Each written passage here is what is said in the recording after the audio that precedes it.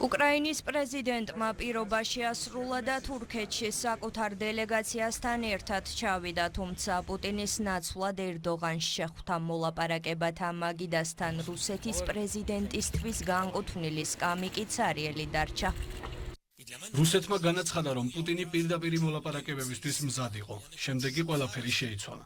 ჩვენ პირდაპირ მოლაპარაკებებისთვის მზად ვართ და თუ პუტინის მზადაა შევხვდეთ. ჩვენ აქ ვართ, მაგრამ ის არც აქ არის ანკარაში და არც სტამბოლში. ჩვენ არ შეგვიძლია მსოფლიოს გარშემო სირბილი მის საძებნელად. უკრაინა ხედავს, რომ რუსეთი მოლაპარაკებების მიმართ სერიოზულად არ არის განწყობილი, მაგრამ გავაგზავნით დელეგაცია სტამბოლში თავდაცვის მინისტრის ხელმძღვანელობით. თუ ტექნიკურ დონეზე ცეცხლის შეწყვეტის შეთანხმებას მიაღწევენ პუტინთან შეხვედრის გამოტოვება შესაძლებელია. პუტინი სტამბოლში არ ჩავიდა, მისი სახელით ზელენსკის ჯერ უარი შეუთვალეს, შემდეგ კი საჯაროდ დასცინეს და საბრალო უწოდეს. მოგვიანებით კი ითქვა, რომ რუსეთი მზად არის შესაძლო კომპრომისები განიხილოს. თავდაპირველად ზელენსკი თურქეთში პუტინის პირადად ჩასვლას ითხოვდა. რა საბრალო ადამიანია, ეს ყველა მიცის შესაძლოა თავად მის გარდა და იმ ადამიანების გარდა, ვინც მას მართავს. შემდეგ როგორც ჩანს, მას აუხსნეს, რომ ასე სულელურად აღარ უნდა მოიქცეს და რომ მოლაპარაკებების გამართვა. ჩვენ ამ მოლაპარაკებებს განვიხილავთ, როგორც სტამბოლში დაწყებული სამშვიდობო პროცესის გაგრძელებას. ჩვენი დელეგაცია პრეზიდენტმა პუტინმა დაამტკიცა და ვფლობთ შესაბამის უფლებამოსილებას ამ მოლაპარაკებების წარმოებისთვის. უკრაინასთან მოლაპარაკების მიზანია მტკიცე მშვიდობის პირობებზე გასვლა და კონფლიქტის გამომწვევი საწყისი მიზეზების აღმოფხვრა. მზად ვართ ვისაუბროთ შესაძლო დათმობებზე.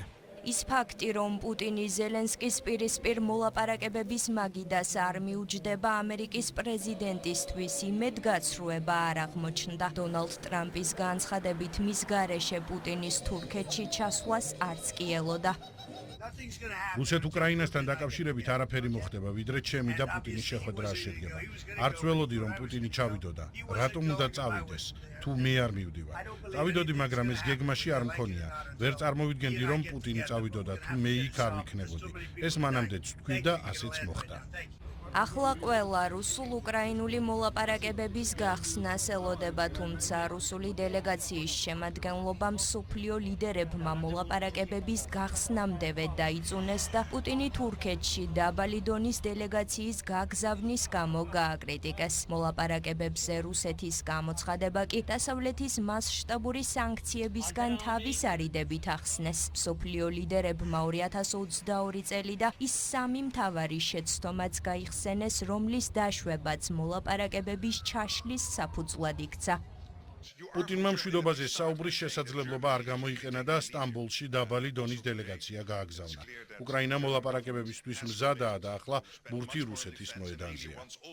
სურს მივიღოთ სამართლიანი და ხანგრძლივი, მდგრადი მშვიდობა.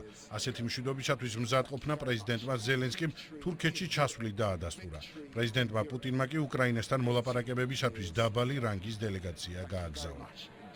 პუტინის მიერ გამოგზავნილი ტექნიკური ჯგუფის თურქეთში გაგზავნა მასშტაბური სანქციების თავიდან აცილების მცდელობაა. ჩვენ იმავე ხაფანგში აღარ უნდა მოვექცეთ, რამაც 2022 წელს სტამბოლში გამართული მოლაპარაკებების ჩაშლა გამოიწვია. ვგულისხმობ ცეცხლის შეწყვეტის გარეშე დაწყებულ მოლაპარაკებებს უკრაინაში დემილიტარიზაციის დაწესების სურვილზე და რუსეთისათვის სანქციების წინასწარ მოხსნის იდეაზე. ეს სამი ხაფანგი თავიდან უნდა ავირიდოთ. შუამავალი თურქეთი კი მშვიდობის მისაღწევად კომპრომისებზე წასვლისკენ ახლა ორივე მხარეს მოუწოდებს. ჩვენი მიზანი მშვიდობის მიღწევაა. შესაბამისად, ჩვენ უნდა უზრუნველყოთ, რომ ორივე მხარე გარკვეულ კომპრომისებზე წავიდეს.